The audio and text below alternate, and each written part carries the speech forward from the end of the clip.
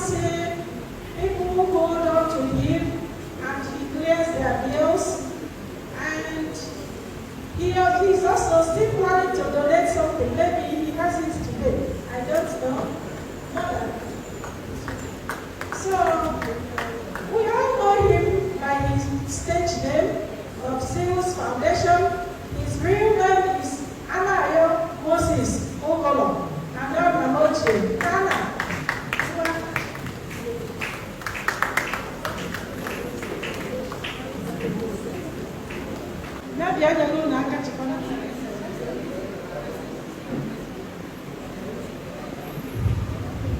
Award, Superior General of our congregation, and Dr. Glenda.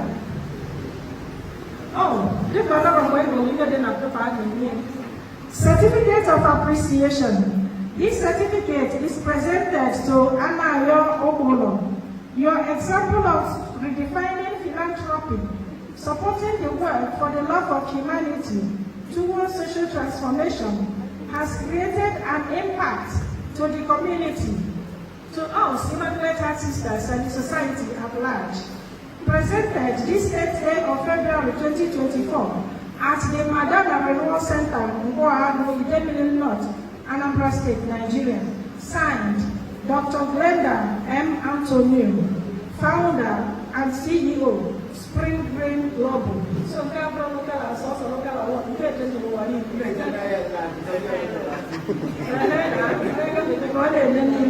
our sister Sebastian Opike,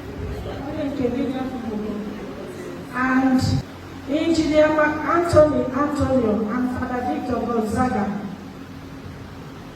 So we are now presenting the award. Bluetooth disconnected.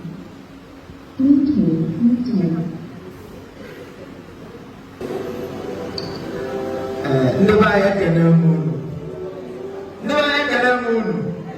Ibo mulo zamo zase kwa mkonye chi ya megene aselo so fife mwe ibu eba amako iyo kuna we na eme no wa no ka ko ya na ro ko le ya e ka na mu kene ndini ni bia le ba o wa o ku our first lady Mrs. Beto o si ki ro ya ba lo mado yi mo moto 500 pieces Rosia Mansion Mandela around you, I go and I go for.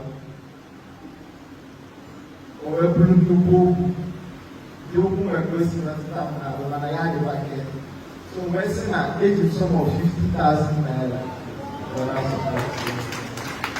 Thank you, I God bless you. Thank you, Zeus. I'm an organization